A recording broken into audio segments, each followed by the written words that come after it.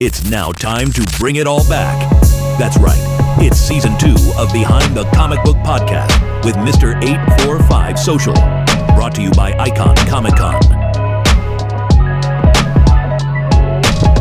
Hey everybody, it's Mr. 845 here, and we're interviewing another comic book creator slash writer slash publisher. This guy is, he does it all. But before we get to that, we also want to make sure that we talk Behind the Comic Book is brought to you by Icon Comic Con, the Comic Con of the Hudson Valley. That's the indie comic book, independent artist and comic book convention. So we got to support the independent artists and independent writers and independent creators, right? Especially independent publishers. And not only that, veteran-owned businesses. So that being said, John, tell us, who are you and what do you do? Hey everybody, I'm John Santana. I am the publisher at Iron Age Comics. Iron Age Comics started as a self-publishing comic book company where I just published books that I wrote. Now I'm branching out to publishing books that other people and other creators are creating and bringing to me. Nice. Awesome. So if we wanted to get involved in your works and kind of like what you're publishing right now, how exactly would they go about doing that? The best place to find me is really two places. Online, you find me on Kickstarter. That's where you can directly support me. Right now, we just had a campaign finish called Watson v. Holmes. We'll talk about that in a minute. You can find me on Kickstarter. Just look up John Santana or Iron Age Comics, or specifically Watson v. Holmes. But physically, if you walk into any comic shop, because we are now nationally distributed, actually worldwide distributed, you can look for The Haunted Box, or you can look for Deadhead, which is coming out this Wednesday, right before Thanksgiving. Nice. So that being said, just so you guys know, this should be airing Monday, so you have time to get all these books. That's because you'll hear about it right there and then, right? we come in full circle here. So not only that, I also want to congratulate you for completing your Kickstarter of Watson v. Holmes. I am a personal backer because I definitely want to see this. It's an awesome story that you pitched to me, and I really want to read this book. So I'm really super excited to see what you guys got in the works right now. But before we kind of get into the book, I want to also thank you for sponsoring Icon 4. Iron Age Comics came out with an exclusive for us. It was not only an inspiration to the artists that we actually have at our Comic Cons, those independent artists that I've talked about earlier, but it also has a coloring book to teach and help future kids who want to become artists to be able to participate in those arts, right? And kind of grow with the industry. We actually had two of our winning comic book like drawers, if you will, teens in their own right. They're actually very honestly good for their ages. They did very good work at our Icon. We had them actually act as comic book artists. So it was kind of really great to get them into the passion of creating their own works.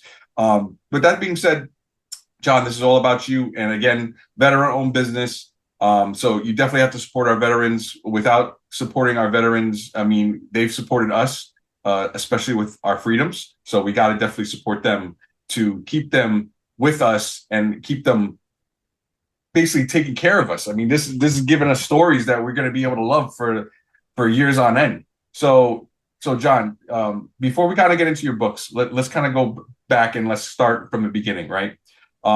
So before you became a publisher, before you started all this, tell us like what got you started. What was the first thing that in your life said, you know what, I love comic books? Oh, wow, that's a great question. So, I mean, honestly, my uncle introduced me to comic books when I was about 7, 8 years old. Uh, I think not only the idea of reading the comic books, because he introduced me to some Marvel comics, some classic Spider-Man comics, but he also introduced me to the idea of collecting. My uncle, who's now an elderly gentleman, who was actually at your show, peddling some of his older books. I met him. He's awesome. At a younger age, was building bags and boards before bags and boards were their own industry. He made them out of like plastics that you would put shirts in, like from the dry cleaners, and boards. Like think about like when you go back in the day to Walmart or wherever you went to get your button-down shirts. They came in a plastic bag with a piece of cardboard behind it. Yeah. Yeah, he used those to put comic books in back before they were in industry. Nice. So I was fascinated by the concept of collecting. Although I do collect and I do put my books in bags and boards, I was more interested in the reading aspect of the comic books. And so that's really what got me into it at a very young age. And then fast forward into writing the comics, it really was because I went to school to be a screenwriter. I went to a film school in SUNY Purchase in the Theater Arts and Film Conservatory. I did really well there. I was top of the class. I really enjoyed it. I was passionate about that. Um, but I had no outlet. I had no creative outlet once I finished school. Like many people who go to school for a certain passion, then they go get a 9 to 5 job and they don't know what to do with that passion. Hmm. Even somebody who, like myself, who was really, really involved in that school program and I did really, really well, I couldn't find a way to apply it in real life. So because I couldn't just go to Hollywood and make movies right away, I had a family right out of college. I thought, well, I gotta tell stories somehow, and I love comic books. All my life, I love comics. So through friends of a friend, through acquaintances, I knew artists who knew artists who knew artists, and I just started putting together comic books on my own without distributing them, just to make comics. And man, we're talking like the likes of Lam Medina. If there's comic fans out there, you may know Lam Medina, Steven Segovia, Gilbert Monsanto. These are sort of giants in the Filipino comics world. And because my friend who was my his name was John Sakat, and his brother Alex Sakat, sort of knew some people and were able to get me commissions, and commissions turned into some comic work. And I was making comics for myself. Like I was self-publishing, but Yeah. not distributing them. I Hmm. would go to comic shops and very shyly like, look, hey, this is my comic book, and they'd be like, all right, kid, that's cool, get out of here, you know. But they were very talented creators that I was working with, and it didn't matter how much work I put into the writing. Nobody was actually reading it, you know. Hmm. But that's where I got my feet wet. That's how I got really, really interested in it. And then over the years, I just became more and more ambitious. Kickstarter was a big help in actually getting my books distributed because I couldn't do it through Diamond. Diamond didn't want to talk to me. I was nobody. Diamond was the premier distributor at the time. Things have changed since then, actually, very recently. We can talk about that in a minute. But the bottom line is, Kickstarter was a way for me to get comic books into fans' hands. And because I had already had a stable of artists that I worked with who were not just good, they were great. Jimbo Hmm. Salgado was my first uh, real comic book contract where I had an artist who was really accomplished. He had worked on Batman, he had worked on many things, who was working with me consistently and was for Jaded. And then we brought Jomar Bulda in to finish off that 6 issue series. These are really, really good artists. Hmm. And it was my first foray into it just because I was passionate about it and I was able to talk to them and bring them into the world that I wanted to create. And we put it out there on Kickstarter, and every comic book project that I've launched, I've been blessed and humbled to actually be successful. In this current Kickstarter account that I have, I think I'm on 9 projects successful. I think it's 9. I have to double check, but the reason I'm confused is because I had a different uh, a profile on Kickstarter to start with, and I did 2 projects there. They were Jaded projects, and both of those were successful too. So we're talking, I don't know, at least 10 or 11 projects that are successful with comics. Nice. So I'm in a rhythm, and I know what I'm doing, and I really love it. And then fast forward to 2025, when that passion and that drive to push out, to put out really great content and put it out over social media like Instagram and Facebook got notice, and I was able to go with a distributor who's not Diamond because Diamond has since gone bankrupt. It's called Lunar. Um, Now I have that distribution contract, and my comics starting October, Haunted Box #1 was the first one to go worldwide in comic book shops all over. Nice. And So, so I was what was the first story the first story what for Kickstarter? for no, no, the first story for you? First story for me. It was a book called Serial Victims. Okay. It was about a serial killer. Because listen, I'm a So I went to film school in the early 2000s, right? So there's heavy influence of the 90s movies. in Hmm. my mind, and all the 90s were about, think about it, Seven, right? All those serial killer movies, Silence of the Lambs, everything was about serial killers. I was interested in a superhero team that was susceptible to being murdered by a very normal individual. He was just a human. And he would find out what their weaknesses, what their super weaknesses were. Like, think about Superman and his kryptonite. Well, there was a superhero team that he was taking out one by one because he would discover what their weaknesses are. And he would take them out. And they had to figure out, well, how do we stop this regular, normal guy who's killing us all? That was Serial Victims. That was number one. That was covered by Steven Segovia and interiors by Gilbert Monsanto. Still to this day, I pull it out and I admire it, and I'm like, I could never publish this. It was written terribly, but it was drawn beautifully. I mean, listen, at the end of the day, you never know. You might get some lookers at this thing, huh? I could, I could, Uh, I could bring it back. At least, once Iron Age is really established and people are really, really interested in the history of Iron Age, I will definitely offer up on the website, on Instagram, some real gems of the past. that's We're awesome. going back. We're talking like 2005. And I was calling it Iron Age back then. So that's Uh, how long Iron Age has really been around. nice. 2005. So where's the name come from? Iron Age Comics. Like, is that So is that like a call to the Golden Age, the Silver Age? exactly. I thought, what would the modern age be? Because we've got Golden Age, we've Hmm. got Silver Age, and Bronze Age have all been captured and memorialized in comic books history. But we're living in the Iron Age. We have not encapsulated that. We have not published the end date for the Iron Age. So, in keeping with that modern age of comics being the Iron Age, that's where I came up with Iron Age comics. Nice. And it so coincided with the fact that Iron Man came out in the early Yeah, Iron 2000s. Man, and listen, Yeah. IA Con, Iron Age. Hey, Yeah. it's all coincidences There that. you go. Oh Yeah, yeah, look at that. I didn't even yeah. notice that. No, but that's awesome. So, you started with with your first couple comics that you didn't distribute. Now you kind of went into Kickstarter. What was the first Kickstarter that you had? Jaded. I still love that book. It was a book that I had written and since discovered that it shares a lot of conceptual ties to a book called The Boys, which I know you've heard of. It's an Hmm. Amazon TV show, and the show's actually pretty good. But I had never read The Boys. I'm actually a big fan of Grant Morrison, but I just hadn't read The Boys. Since I've read it and I see the ties, but the concept is with my story, it's more of like a mystery. It's like a murder mystery that jumps around through time about who killed the leader of this superhero group after the superhero group has disbanded.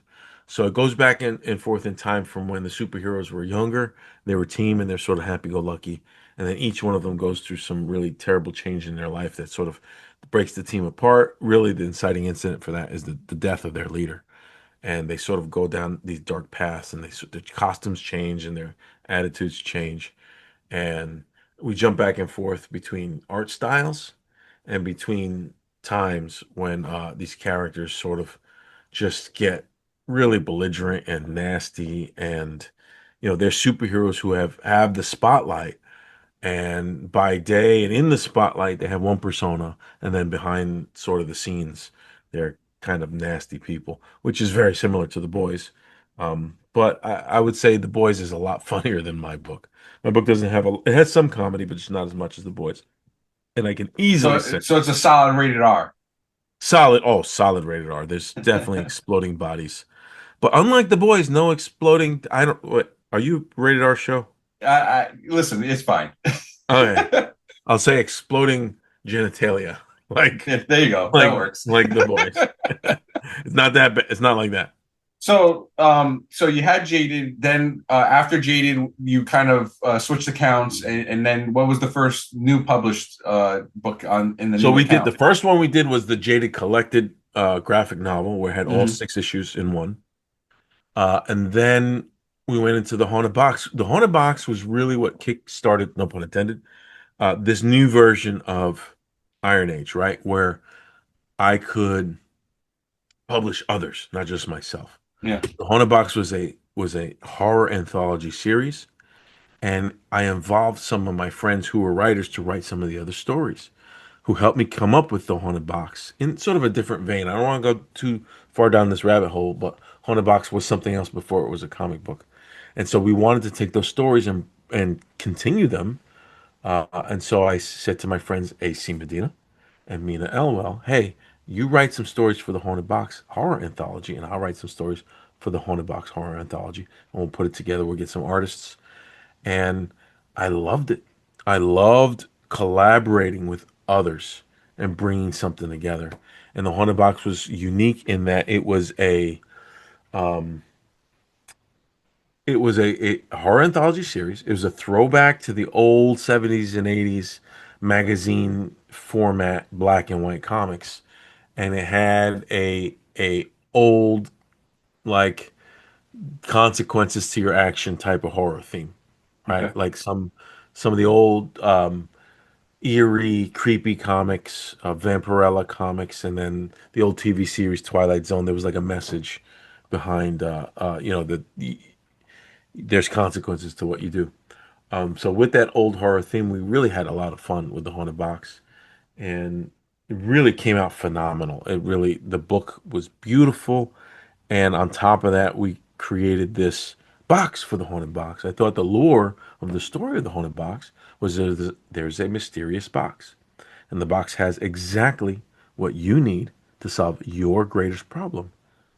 All you have to do to use what you need that's inside the box is just kill one person. All you gotta do is spill a little bit of blood, and no one will ever find out. Just kill Hmm. one person. That's all you gotta do, and you can have everything the box has to offer. So we made a box for this box for the Haunted Box book. So it's a slip case, and I wish do I have one nearby? Man, I can't believe I don't have one to show you. But you've seen it. Hmm. It's very unique in that it is a die cut slipcase where you have a cutout of the main character who's the Blood Queen. Just picture a skinless vixen, like a sexy, disgusting vixen who's just looking right at you with her gorgeous blue eyes while she's bleeding all over the floor. And there's a cutout of her of the in the black facade of the box. And when you slide the red comic book in, she lines up with the cutout. So that was something in terms of a product I had never seen before, Hmm. something we came up with for the Haunted Box, and we wanted the box itself to draw people into the concept of the story of the Haunted Box. That was really what, even though Jaded was the first one in this account that we're using now for Kickstarter, the Haunted Box is really what jump started this current version of Iron Age. Because when we started Haunted Box 2, and we brought more artists and more writers involved, I started getting pitches from other writers who Hmm. wanted to do other projects with me. And I thought, well, if I can do this on Kickstarter, and since I have a 9 to 5 job just like you do, Mr. Hmm. 845, you got a 9 to 5 job. You're juggling a lot of things too. There's a lot Yeah. going on in our Yeah. lives. I can't write everything, but I can continue to publish and figure out this machine that is the Kickstarter publishing process. And so I did that, and sort of the rest is history. I sort of hit the ground running. And this year, in the beginning of this year, Infernoct in January was the first one that started this year. Watson v. Holmes, which just ended this morning, was the sixth in the same year, the Wow. sixth Kickstarter that we were Wow. successful at. Wow. You're really trucking along there, huh? Yeah, yeah, I'm Now, just I mean, firing on all cylinders. so I want to really like hone in on. So when I first met you, I think the Haunted Box just came out, or was it like a Yep. couple issues in, right? So Um, it was we were working on the second issue, mhm. and nothing was in stores yet. This was all just Kickstarter. Yeah. Yeah, and so like this guy just comes into my con. He's like, "Hey, listen," or actually, you called me, right? Um, Yeah. I'm an independent comic book creator, publisher. I'd like to come to your con. Do you have space for me? And I think this was Icon one, It's if I'm not. Icon 1, and we're talking Yeah, like 2 weeks or less before the yeah. doors open. So it's the first time I'm doing a Comic Con. I don't know what to expect. And he calls me. I'm like, you know what? Sure, why not? And I was able. It was my first like try at a con, and I have to say, ever since we've become really close friends. At least I call us friends. I don't know. You Oh yeah, might I you agree. might be I like he's agree. an acquaintance, but honestly, I've seen the growth in the different works that you've done, and like 2025. I don't know what you did, but I saw your stuff everywhere, and it was like amazing. It was like bang, bang, bang. And what I'm saying, like, it was like fire, fire, fire, Yeah, fire. And nonstop. every time that you were dropping a new like comic book cover or you were dropping like a new story, it was just fire, fire, fire. I was like, oh, this guy's on. I even called you. I was like, John, what are you doing, man? You're these things are amazing coming out. And I gave you, some good, like, in the sense of shares and stuff like that, because you actually, sponsored, Icon 4, and like, as a superior sponsor. So it was like, I definitely needed to interview you earlier. So I apologize on that. But No, no, this is good. This is good. It's but coming on the tail of my latest Kickstarter, so this is but good. then you started talking about you started talking about Holmes versus Watson, right? And like when I saw the covers and also like you pitched me on the story, I was like, I gotta read this book. Like, I love this concept because it was reminiscent of uh, Abraham Lincoln, the Vampire Hunter, right? Yeah, But yeah. I love Sherlock Holmes like as a character, right? And the fact that he's going 1-to-1, let's say, against his like sidekick, I'm like drooling to read this story. So take me Yeah. through kind of like what brought you to this realm. I know I'm skipping a couple of the other books, That's all but right. That's all I right. want to I I'm want to dying really to talk talk about about this one. Watson v. Holmes because Yeah. I love this story, and it came to me in a very weird way. I was scrolling, of all things, Kickstarter, just scrolling, and I saw erroneously, inaccurately, my vision failed me. I saw Sherlock Holmes as a vampire, and it jarred me. I was like, "Whoa, that's ridiculous. That's like, just like you said, it's like Abraham Lincoln Vampire Hunter. You just take Sherlock Holmes, you just throw him into the vampire world. That's dumb." And then I did a double take, and I was like, "Oh, that's not what that is." It was Sherlock Holmes standing in front of a stage, and the stage had red curtains. And the first vision I saw was Sherlock Holmes with this red cape. Hmm. That's not what it was. It was actually a different mashup. It was Sherlock Holmes meets Phantom of the Opera. It was called Sherlock Holmes Phantom of the Masquerade. It's actually a really Okay. good Kickstarter. And I reached out to the creator there. He's a really cool guy, and the book is really cool.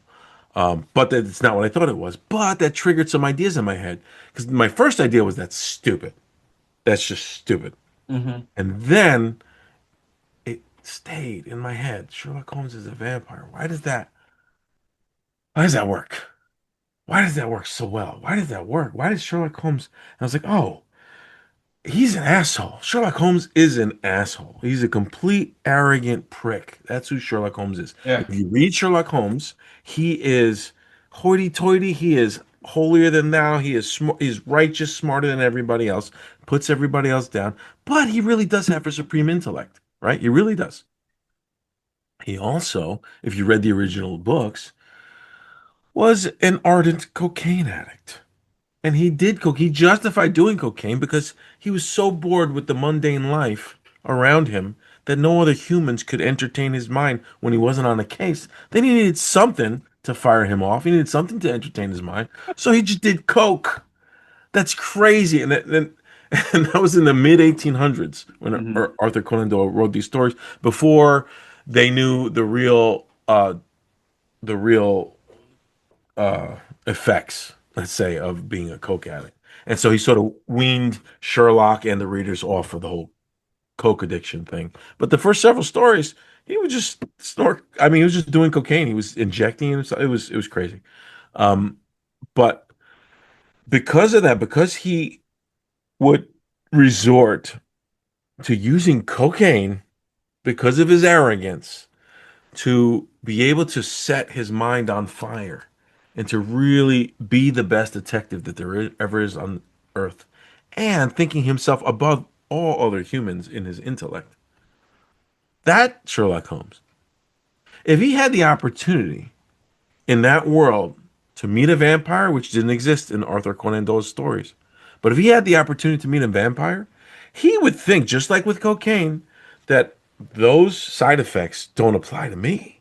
Hmm. I'm Sherlock motherfucking Holmes. Hmm. I'm smarter than everybody. Yeah. Neither would the villainy, the automatic criminal mind, and and murderous thoughts that come with being a vampire that would not have applied to Sherlock Holmes because he's better than everybody else. Hmm. I'll take that. I'll take those powers, please. Let me take those powers and be better than not only every human on Earth. Now I'll be the best vampire on Earth. Hmm. It clicked. It just made freaking sense. He would absolutely do it. And then I thought, um, let's look at Sherlock Holmes's sort of oeuvre of stories. And it's well known and regarded that after Sherlock Holmes's death at Rhinebeck Falls, where Arthur Conan Doyle originally meant to end Sherlock Holmes's life and story, and he was sort of forced back into it because nobody would read his other stories, so he had to keep writing Sherlock Holmes when he didn't want to. It's well regarded that those stories weren't as good because his heart wasn't in it. So we took the concept of those stories, the up to his death, we fast forwarded 100 years, brought it into the modern day, and now that Sherlock Holmes who died at Rhinebeck Halls, this is the mystery of the book that we're writing. We don't know what happened. Watson doesn't know what happened. As far as Watson knows, his friend, his partner is dead, is gone. But in the last 5 years, he's really been in hiding and sort of growing his vampire power. So Hmm. now let's look at Watson, right? He doesn't have the intellect classically that Sherlock Holmes does. Classically, he looked up to Sherlock Holmes and was amazed by his intellect. How the hell is John Watson going to stop Sherlock Holmes, who is now leveled up in power Hmm. as a vampire? So what we do is we physically power up Watson. Watson, 100 years prior, was an Afghan veteran, according to the original canon. Now he's an Afghan veteran of this more current Afghan war, and he was in the British SAS, the Special Air Service, which is the British Special Forces, before he was an army surgeon for the British Army. So now we got a much beefier, much tougher Watson to go up against the vampire enemies that he's going to face as he sort of chases down Sherlock Holmes, who's going to be absolutely toying with him, who's absolutely wants to take Watson out of the picture, but in the most inhumane, the most vulgar way possible. We're having a ball writing the stories. The artist Jordan Rodriguez is doing an amazing job designing the characters, where we've got 1,000-year-old vampires who classically have the most power, right? In any vampire story that you watch or read, the older vampires are the ones that have the power. But Sherlock Holmes is only 5 years old. That's not going to stop Sherlock Holmes. Sherlock Holmes will find a way to be the most powerful vampire and won't let anything get in his way. But Yeah, Watson is going to try. it's like the concept of the saying, right? You're the hero, and then if you, I forget how it goes, but you're the hero, and if you are corrupted long enough, you can see yourself become the villain type of thing. Oh, yeah, yeah. I'm trying to get the. There's different versions of that. There's every villain is the hero of his own story, and then there's Oh, here it is. Here it is. You either die a hero or live long enough to see yes, yourself become the villain, right? yes, and So that's Holmes. that dude. I can't wait to read this book. As soon as I saw it and you've been talking about it, I was like, I gotta really like. You told me about the Kickstarter, and I was like, I gotta back this because I need to read this book. I'm like salivating, uh, Yeah, trying to read this book. So now take us through the so now you have the storyline. I don't want to give anything away. I want people to actually read this book because it sure. is an awesome concept, right? So now, is this like a first of many? Like how Yeah. many issues are we talking? So the goal is 12, two Okay. 6-issue volumes, which actually I don't want to get too complicated. So two 6-issue hardcover volumes, three 4-issue softcover volumes, and each of the issues are regular floppy comic books, right? Those are all going to go to market. They're all going to go to retail, and they'll be collected trade paperback every 4 volumes, and every 6 of those issues they'll be collected into hardcover. So you have two 6-issue hardcovers. So 12 issues is our goal. And when I say our goal, oh, we're definitely hitting the goal. We're going to get to the 12 issues. There's nothing that's going to stop me from writing the story. I love it too much. Yeah. My older son, is involved in this with me. He's a Nice. big, he's an avid Dracula reader. He's bringing the Dracula element to it, the vampire element to it, while I bring the mystery element to it, and really the military history. So This version of Watson is a military veteran who has been through some shit and can throw down. And that's what I'm sort of bringing to it. And I'm thankful that I have my son who's always loved Dracula and the vampire lore, and he's helping me write the Bible, sort of the story Bible of the details of what types of vampires we're working with. And think about this. Sherlock Holmes's analytical mind will science the shit out of what it is to be a vampire, because in this world vampires have a religious sort of affiliation, right? They pay homage to the eldest vampires, and they just believe in the cult of vampires. And Sherlock Holmes is like, no, there is a scientific reason that you have these powers, and I'm going to find out how to get more powers than you have. I will Hmm. find out. And so Hmm. that's Sherlock Holmes's motivation, while Watson's motivation is to try to stop him. Because Yeah. the one thing I, Yeah. I didn't say about the inciting incident in the story is the first thing that Sherlock Holmes does to Watson is take his daughter off the board. And by that I mean, in this version of our story, Watson's daughter is also an investigator. She's a criminal investigator for the British Air Force. Sort of like our Army has a CID, a criminal investigation division, where you sort of investigate criminal activity within the military forces. Kind of like NCIS. Right, right, like just like NCIS. His daughter is that in the British Air Force, um, because she sort of takes after her father in the military, and she takes after her uncle Sherlock, who she looked up to, but has since passed. She's the one that Sherlock is afraid of. So the first thing he does in the first issue, and this is not a spoiler because it happens in the first few pages, is he frames her for murder, and Mhm. she goes to jail. Take her right off the board. So now Watson is alone. He's Doesn't playing chess as the other people are playing checkers type of thing. exactly. So Watson doesn't even know that Sherlock is alive. Doesn't even know that Sherlock is a vampire. But his mystery that he has to solve is sort of breadcrumbs that Sherlock is leaving him to toy with him. And so his sort of forte is military leadership as an officer. He's going to put together a team. And before you guys ask the question, yes, Moriarty is going to show up. I was about to ask that. I was like, is he coming? Because Yes, he's that'd coming, be and he's going to be on the team with Watson. Uh, really.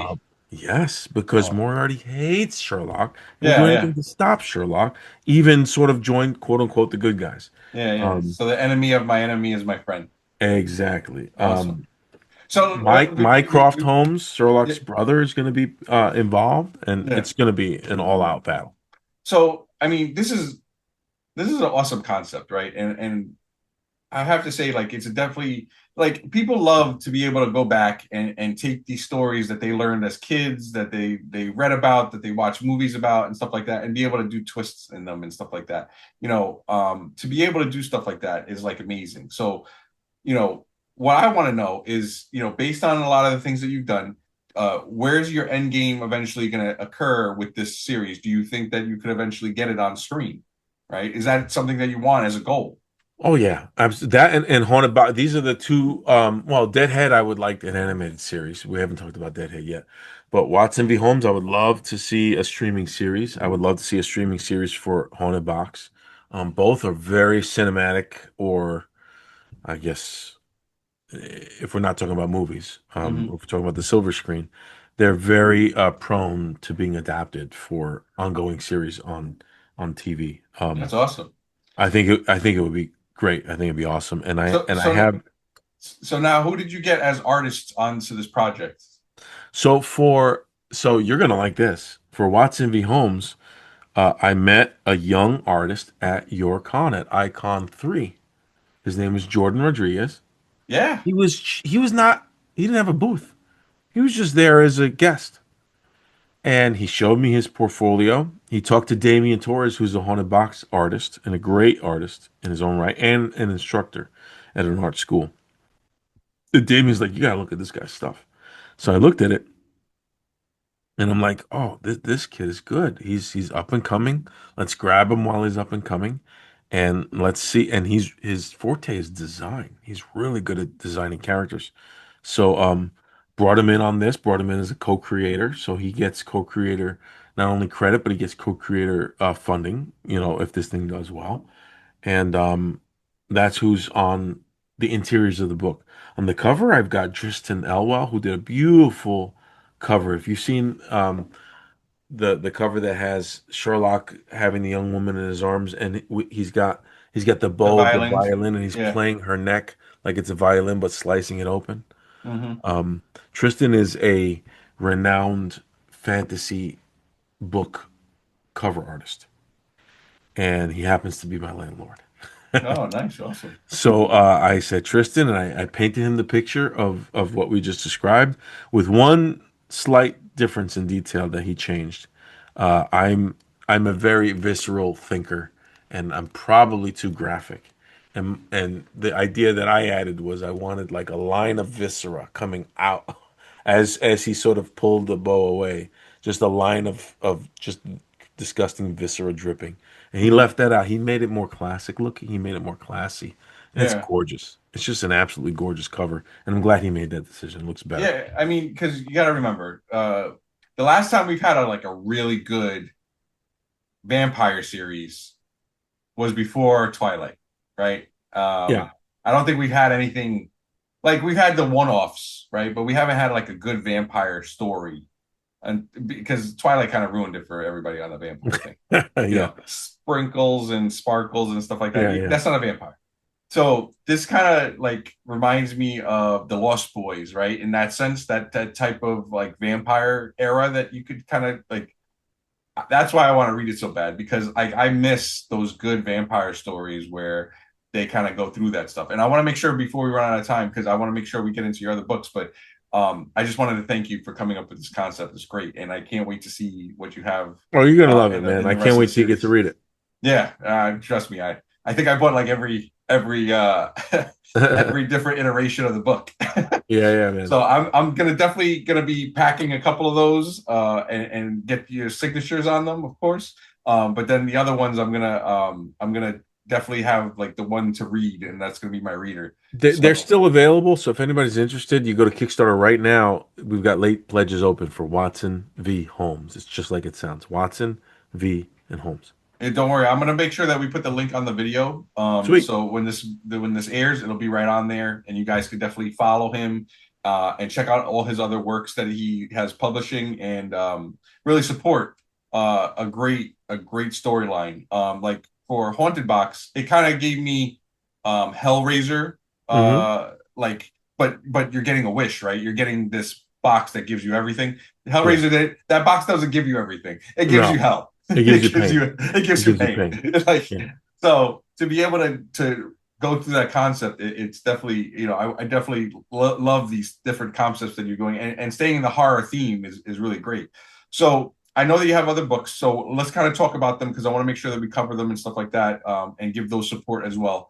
So what other stories do we have in So the lineup of next Iron Age? next week, and I know you're recording this, so it'll be a couple days after people hear this. Wednesday the 26th, you'll be able to go into comic shops and pick up Deadhead #1. Deadhead was not written by me. It's a good friend of mine, AC Medina.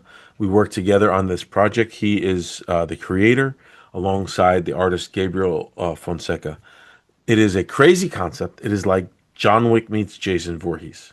He Okay, is a slasher, but he has decided to go against the fraternity of slashers. There's a worldwide organization that runs all of the slasher operations.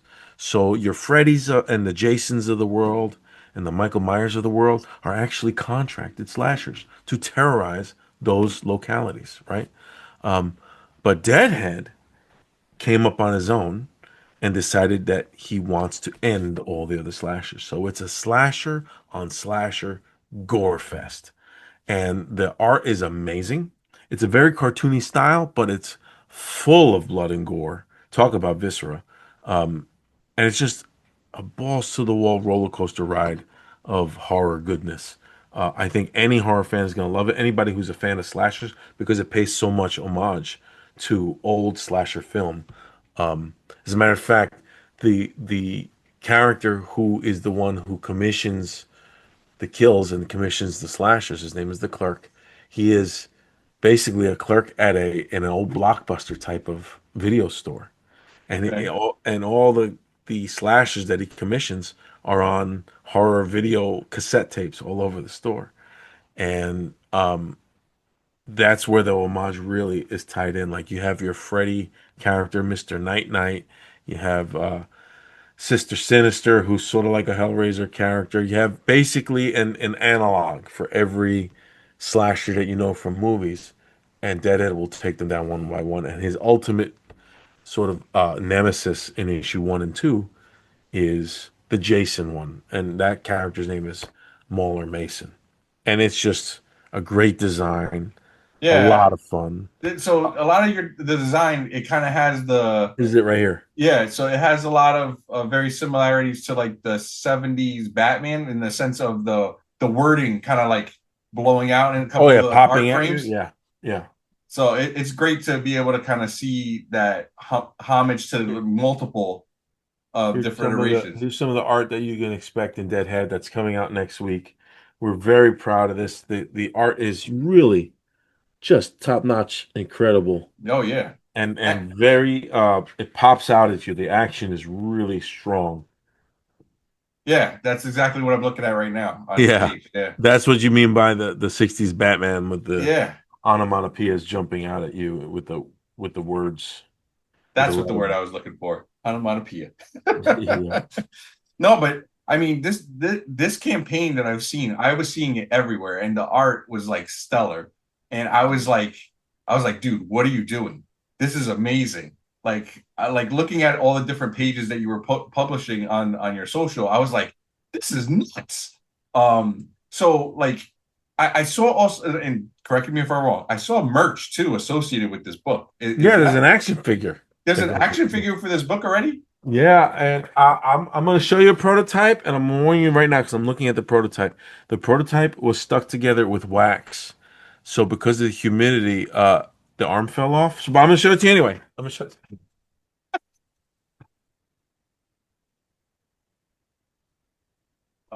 This is getting ready to be shipped out because it was produced in much better version than the prototype. So But now it has a comic behind it. yeah, it comes with a comic book. Nice. And then you Um, get the action figure. and you get the action figure. Now the price point was very high because even though it's a high quality product, it was hand cast and molded by a really great toy designer. Who I'm not a toy company, so we don't have all of the equipment that would be associated with it. So he's piece by piece molding and casting one by one by hand painting every individual figure. Um, so we're very lucky to have him, and we're very lucky to have these Nice. action figures. No, I mean that it kind of reminds me of like Deadpool, but like slasher type, Yeah, yeah, it's it definitely. and it Except definitely has like the gore. he would be the merc without the mouth. This character does not speak. Oh, really? He has Deadhead is no lines in complete. the show at all. No, complete. Like all the other characters around him provide the comedy and the dialogue, and he is just no nonsense. Goes for it. Just the most violent option at every turn. So now, um, I know that you're publishing. Are there any other books that are in the works right now? Yeah. So the next one after Watson v Holmes is called Sword Slayer. That one we're launching in January. Sword Slayer is about it's like an intergalactic. It's almost like a more adult He-Man, right? Okay. Where it's out in the galaxy and you have a guy and a giant sword, but everybody that he goes up against also has a giant sword, and they're not just swords; they're sentient. The swords are characters. Hmm. So the pitch line, the log line, is a sword and his man. Where it's like a buddy cop intergalactic story, except the buddies are the dude and his sword who can talk to him and can crack jokes. And it's just hey, actually I have the ad for it in the back of Deadhead #1 showing it off. That's Zach and Lucas, the character and his sword. So that's coming out in January on in Kickstarter. Um, Next up for retail is going to be Abattoir 6 for a date we haven't announced yet, but that'll be probably quarter 1 next year. So somewhere between January and March. Abattoir 6 is another vampire story, but those vampires are just very different from any vampires you've ever seen before. They're more monstrous. They're not sexy. They also don't speak very much because they don't speak our language. They don't bother speaking to humans. They run a giant human farm where they use us as resources. And they let us run around in this giant prison like free range chicken, except we're humans. And we have our own little caste system and our own little sort of quibbles amongst each other. But really, it's a prison and a farm for them. And they would just pluck us and eat us every once in a while. And you just got to hope you're not the one that gets eaten. That's called Abattoir 6. That one Okay. comes out next year. So now if somebody wants to see the full lineup, that's on your website, Iron Age Comics. You can go to ironagecomics.com, which I will admit is not as updated as Instagram. Instagram is the most up to date. You have the most stuff on there. Okay. And you can just follow us on Kickstarter. Go to Kickstarter, look for Iron Age Comics, or look for the latest one, Watson v. Holmes. Yeah, You like I said, click I'll on, make sure I get the links yeah, you, before we if you publish click them. on my profile, John Santana, you'll see everything we put out and see everything. So what if it's come out on Kickstarter? That means it's going to hit retail within Nice, 12 months of it coming out on Kickstarter. nice. So the first one was Haunted Box. That was in October. The next one is Deadhead. That's coming up next week. And then after that will be Abattoir 6 and so on and so forth. No, man. I mean, you guys are on fire, man. I'm seeing a lot of the works that you guys have been putting up, and it's just been crazy. In a world with like AI and stuff like that, they AI could not touch this in a second because that's how good of the quality that you've been producing. Thank you, Like man. back to back to back. You know what I'm saying? Like it's just been nuts looking at Well, the works that you guys so have I'll been. give you a little bit of a secret behind that. One, nobody's gonna want to.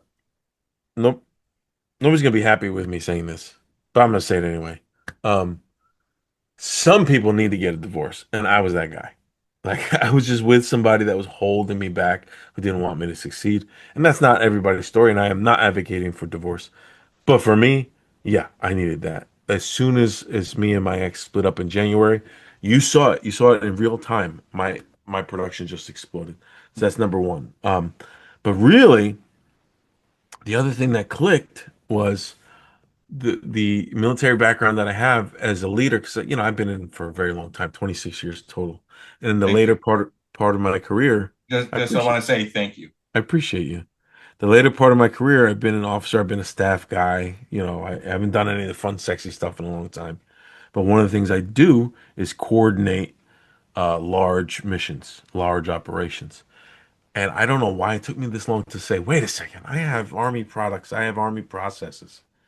Why don't I just apply that to comic books? Hmm. It's a team. I'm coordinating a team towards a common goal. Hmm. Why don't I just take what I do every day and bring it into comics? Take that part of my brain and apply it to the side of the brain that doesn't like to think about the logical stuff, that wants to be creative, but sort of blend the two. And so I took some of those spreadsheet products and some of the boring stuff that you don't want to see every day as a creative person, but I applied them and I just watched the magic happen.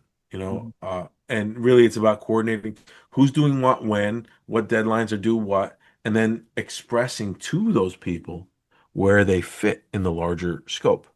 That's a big part of Army leadership, right? Understanding, hey, I need you to do something. Here's the task, but here's the purpose. Here's why you matter as being, you're not just a cog in the machine.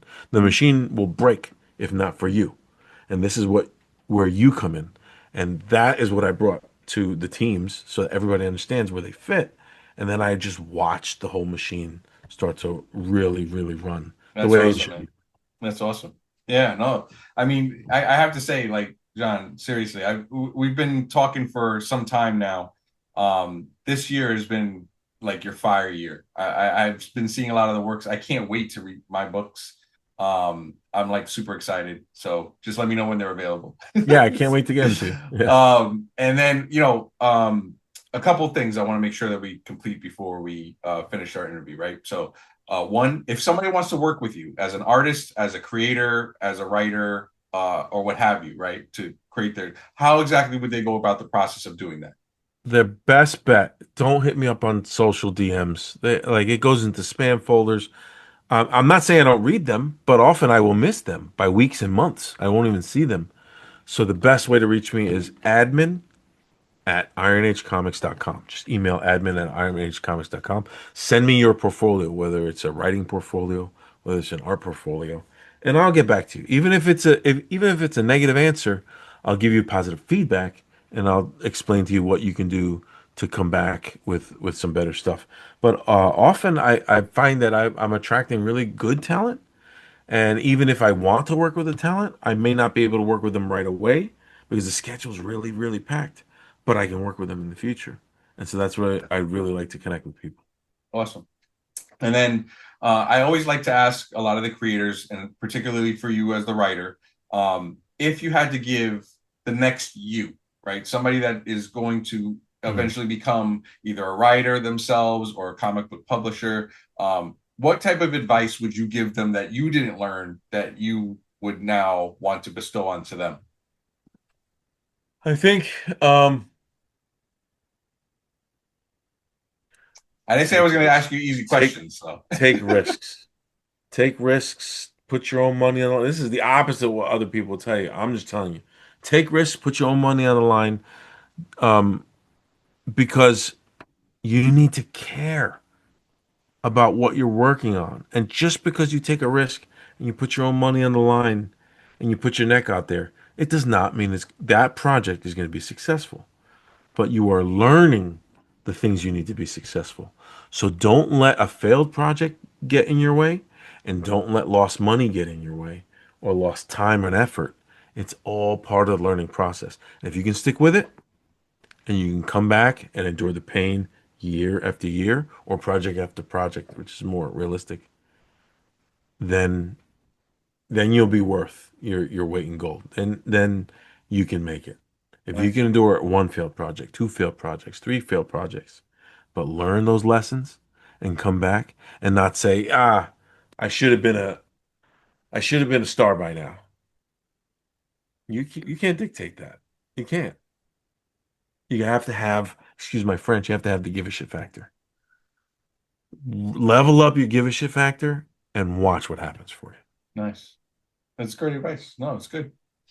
And you know, it just shows to the works that you put into it because like as an independent, it's very hard to get out there, right? Yeah. I've worked with a lot of independents. You know, I've talked to you for years.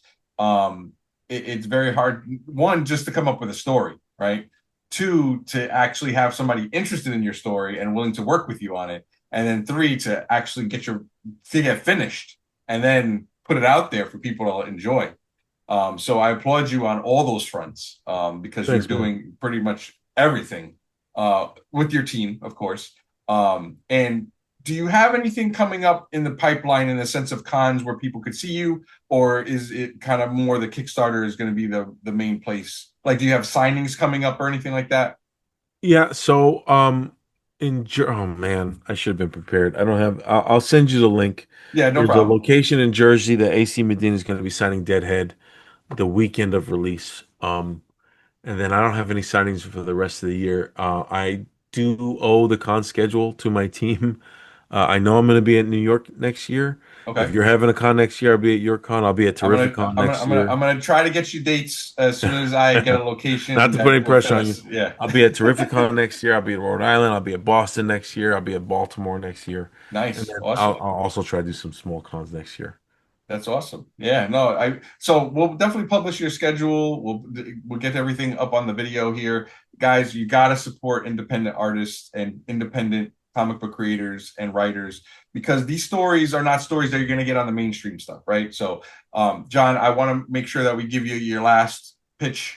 Just if you can, give us a couple of seconds of why they should be supporting like your books or the most recent book that you have on there. What's the pitch that you want to give people a final say, if you will?